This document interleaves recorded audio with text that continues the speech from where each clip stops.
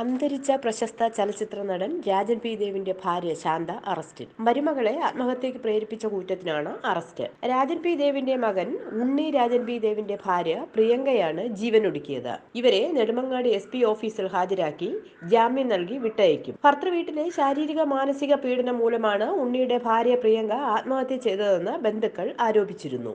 പ്രിയങ്കയുടെ സഹോദരൻ വിഷ്ണു നൽകിയ പരാതിയിൽ അസ്വാഭാവിക മരണത്തിന് വട്ടപ്പാറ പോലീസാണ് കേസെടുത്തത്. അമ്മ ജയയാണ് പ്രിയങ്കയെ കിടപ്പുമുറിയിൽ തൂങ്ങിമരിച്ച നിലയിൽ കാണുന്നത്. ഭർത്തൃവീട്ടിൽ ഉപദ്രവം കൂടുന്നതായും കൂട്ടിക്കൊണ്ടു പോകണമെന്നും പ്രിയങ്ക കരഞ്ഞുകൊണ്ട് തന്നെ വിളിച്ചു പറഞ്ഞിരുന്നതായി വിഷ്ണു പറയുന്നു. ഇതേ തുടർന്ന് കൂട്ടിക്കൊണ്ടുപോന്നു. പ്രിയങ്കയുടെ മുതുകിൽ കടിച്ചു മുറിച്ചതിന്റെയും ഇടികൊണ്ടതിന്റെയും പാടുകൾ ഉണ്ടായിരുന്നു. കന്യാകുളങ്ങര ആശുപത്രിയിലെ പ്രാഥമിക ചികിത്സയ്ക്ക് ശേഷം പ്രിയങ്ക പോലീസിൽ പരാതി നൽകി. 2019 നവംബർ 21 പ്രിയങ്കയും ഉണ്ണിയുമായുള്ള വിവാഹം. ഇവർ കാക്കനാട് ഫ്ളാറ്റിലായിരുന്നു താമസം. സാമ്പത്തിക ബുദ്ധിമുട്ടുകളെ തുടർന്ന് കറുകുറ്റിയിലെ വീട്ടിലേക്ക് താമസം മാറ്റി.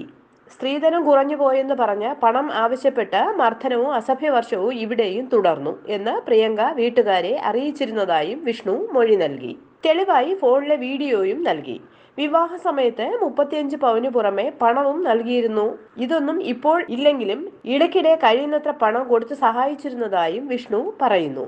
വിവാഹത്തിന് മുൻപ് പ്രിയങ്ക തൊടുപുഴയിൽ സ്വകാര്യ സ്കൂളിൽ നീന്തൽ അധ്യാപികയായിരുന്നു.